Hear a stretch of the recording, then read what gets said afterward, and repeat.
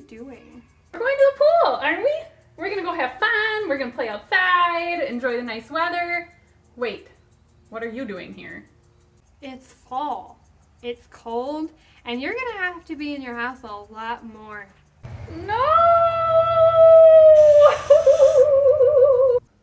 The summer can be a crazy busy time.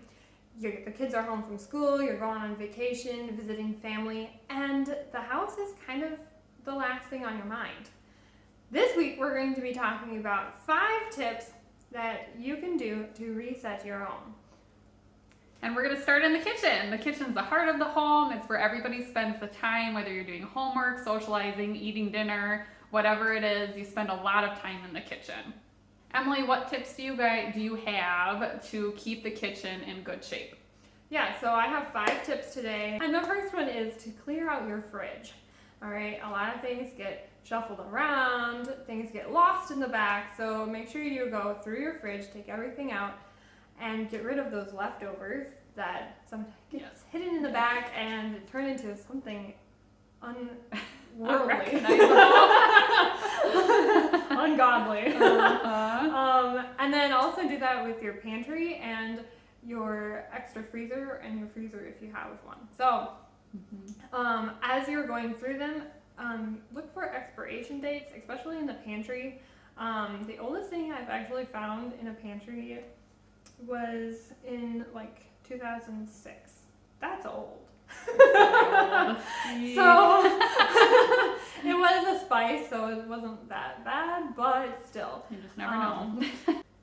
So I have a lot of great intentions, as many people do, I think. I've bought in a lot of the organization, like bins and different things to keep everything organized. I get it looking great, and then everybody's digging in it all the time, right? So you get it set, you think you're done and you're good, but you're not. Because kids are going through it, husbands are going through it, whatever the case is. So do you have any tips, like after you get it originally organized, of like upkeeping it? Yeah, for sure. So my tip is, if you're not using it, lose it. So you are going through your kitchen this week and you're thinking, I don't remember the last time I used this appliance or this strange tool, like an egg cracker. Who uses an egg cracker? I don't even know what an egg cracker is. You put the egg in the thing and it cracks the egg for you. Oh, well.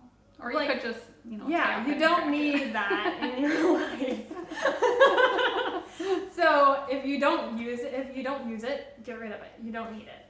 And it's taking up real estate in your kitchen and your home and also in your mind, because you have to keep track of it. You have to store it. You have to think about it.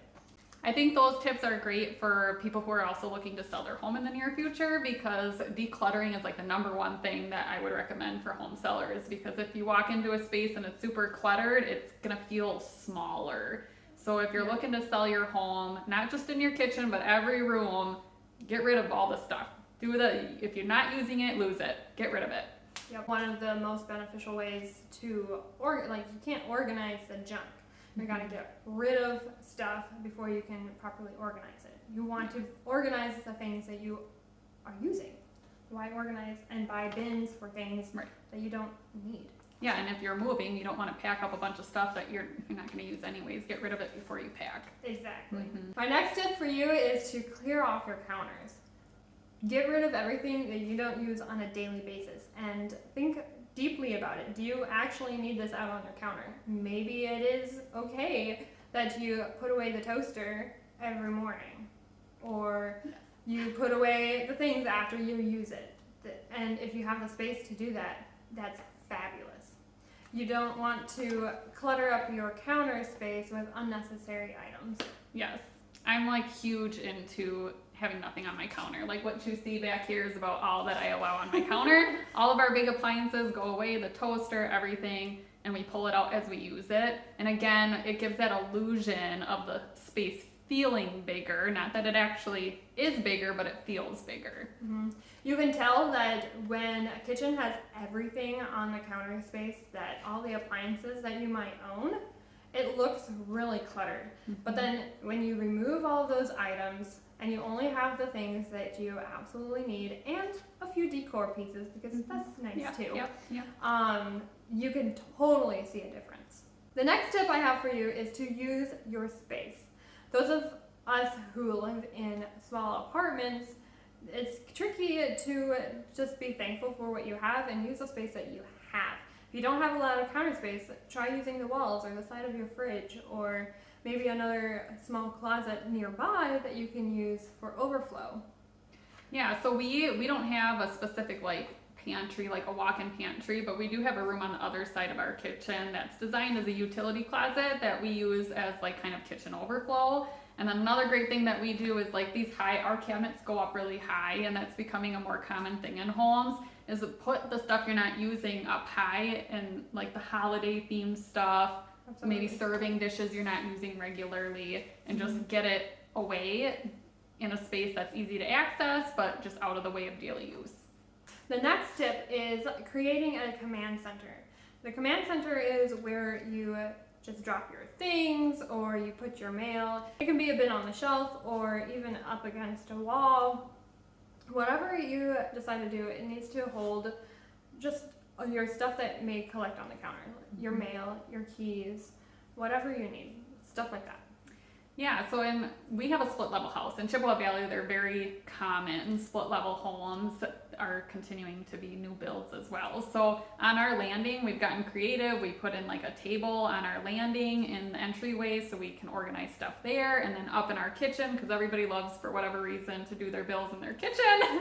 I got my husband like a mail sorter for the wall so that he can keep stuff off of the kitchen table and in the mail sorter. So sometimes you can be a little creative with having two different spaces, as long as it's functional and effective. You don't want to forget about the important things because it's in a spot you don't think to look. Of course, it has to be. I like telling clients to put it where you naturally drop your stuff. So where you naturally drop your mail, you should try to find a spot around that area to put a spot, to even a basket to hold the mail. To go through on a semi-regular basis. Yeah, it's important. Don't forget about that piece. You don't want to do the out of sight, out of mind thing. No. And another side tip is when you go through the mail, if you know that it's junk mail, just throw it away right away.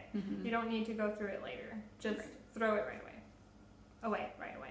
Yeah. Now you are well on your way to having a home kitchen. Come back next week to learn how to meal plan an easy and simple way. If you liked what you learned, please share this video with a friend. And I will see you in the next video. Bye, friends!